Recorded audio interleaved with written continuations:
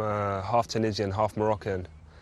I was born to a Arab family, of course, moderately practicing. Some are praying, some are not, and that's how I was raised. Growing up, I knew about my Arab heritage and stuff, but it wasn't something I was very proud of. I went to school in North Africa for a bit, maybe about 2 years, and it wasn't something I necessarily showed pride for.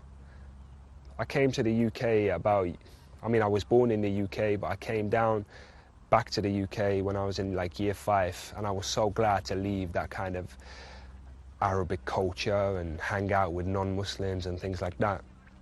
So I came down here when I was in year 5 and loved it, loved the fact that I wasn't with Arabs or Muslims in general, to be honest. I mean, Islam and being a Muslim wasn't something that I knew about too much. All I knew was that I wasn't like everybody else.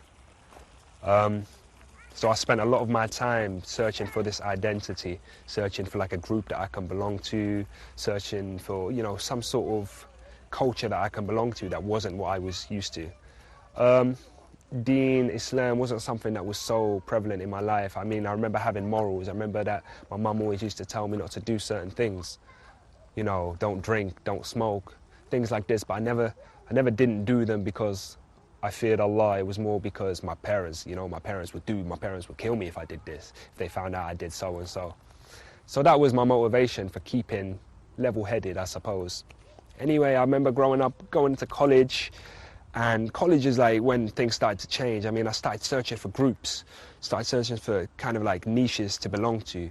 I remember like I used to hang out with like the jocks, you'd call them, like people that used to go gym a lot. I used to hang out with the nerds at one point, people that used to play video games all the time. I used to hang out with rock and roll heads, like people who listened to heavy metal. Even me, I grew my hair to shoulder length. At one point, I was a lead singer of a rock band. And then that was like the last straw, to be honest. Like at that point, people that I was hanging out with were doing things that I wasn't proud of. Like they started smoking marijuana and they started drinking every weekend. And it wasn't something I could keep up with knowing my morals. I knew that this wasn't right. I can't hang out with these people. I can't continue to do this. And I remember at one point in my life, I was very lost in the sense that I didn't feel like I belonged to any sort of group or any sort of identity. So I remember at one point, like, that was it. Like I felt lost, I felt like I had no one. I didn't really have any sort of, I mean, I had friends, but no one I could call like, my close boys or something like that. Because I kept bouncing about from group to group, from like different genre to genre, So I remember at one point I cut off my afro, because I had an afro at the time. I thought, I'm gonna try something new. I wanna be proud of who I am and stop running away from it, you know what I mean? And this was nothing to do with Islam. This was just me being proud of the culture that I came from. And Islam came to play later on. Now, ironically, I lived down in Brighton, and I was hearing about this EDL group that are going around protesting about Muslims and being anti-Muslim and stuff like this. And it kind of drew my attention a bit, because I was like, yeah, I'm Muslim, even though I don't really pray and I don't really do certain things. I'm Muslim, of course. So I remember I went down there one day all on my own, and just like I'd never seen something like this. People waving around England flags and chanting abuse against Muslims and things like this. And suddenly you get this passion that came out of nowhere, You get this pride that you never really had comes out again when someone's like dismissing your beliefs and dismissing your culture. And I remember actually seeing to the left like loads of anti-EDL protesters, and seeing to the right loads of EDL protesters, and like there was loads of Muslims, like especially young Muslims, that were waving their flags around and chanting whatever they were chanting. Not that I condone that sort of behavior, but for the first time I saw Muslims that were passionate about their religion. And I went over to them. I remember speaking to them. One of the brothers drew me in. Anyway, the protest ended. Didn't really get involved too much, but what was key is that one of those brothers were like, oh, finish now, let's go to the mosque, let's go to the masjid. I'd never been to a masjid in the UK. So it was a big deal for me. Like, I didn't want to tell him that, but I played it off like, yeah, it's a normal thing. So he was like, come to the masjid, we're gonna go.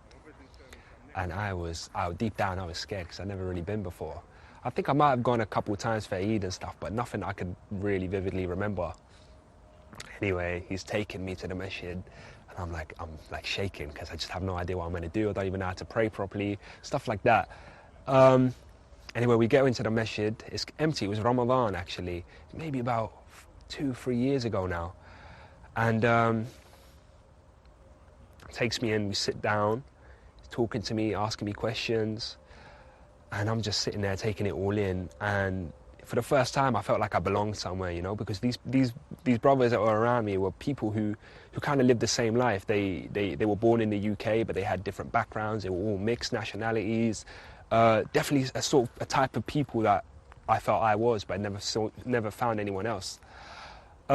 Anyway, we get up to pray, and I'm literally just like looking at what they're doing and trying to follow along. And, you know, alhamdulillah, that was my first kind of taste of the masjid and my first kind of taste of Islam. But it wasn't the time when I actually started practicing, I must admit.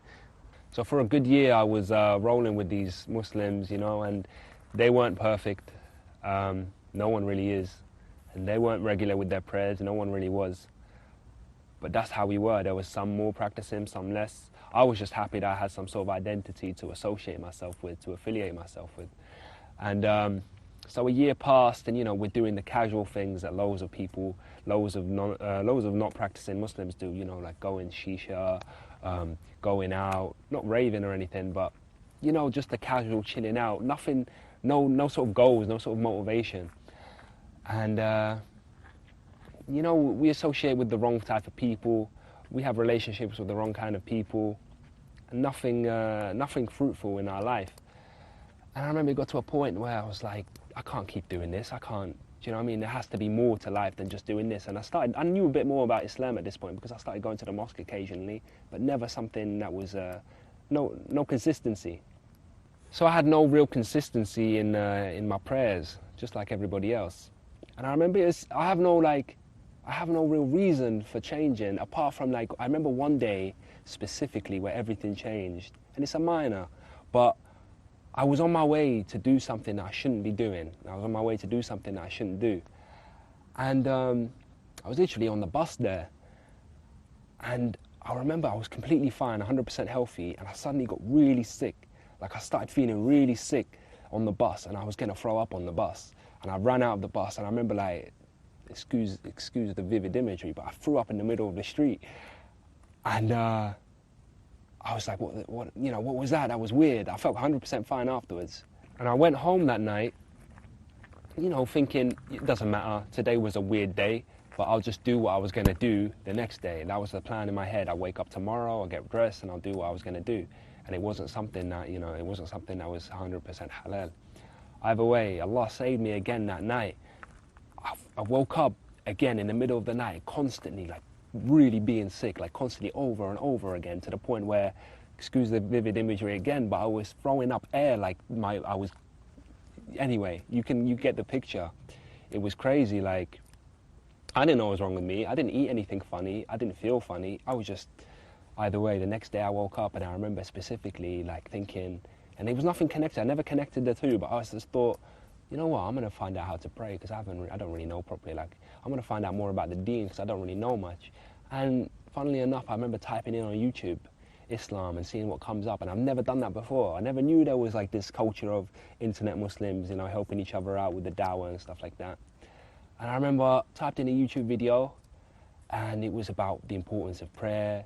Typed in another one about Jannah, Jahannam, things I never knew about. I remember being young and some people always talking about hellfire and things, but no one ever talked to me about Jannah and what we have if we're good Muslims and we're pious Muslims. And I just got addicted. And I remember, like, all day just constantly watching stuff and reading stuff. And, like, from that point onwards, I just changed completely. I started, you know, you start being a bit more stern, a bit more aware, started going to the mosque a bit more. And, you know, it's a feeling that you want to give to other people. And, you know, I've tried to do a bit of helping other people start practicing, even the friends around me and things. And it's all about patience and perseverance, but alhamdulillah, you know, Allah saved me from that. The thing is, yeah, you got to remember, Islam isn't easy. And we're all young Muslims. The camera deceives you, man. You might think that I'm perfect because I'm on here telling you some advice or something like that. But it's not like that at all. Since I've been practicing, I've had my ups and I've had my downs. Do you know what I mean? Sometimes I might have been worse off, sometimes I'm better. But the important thing is to keep consistent.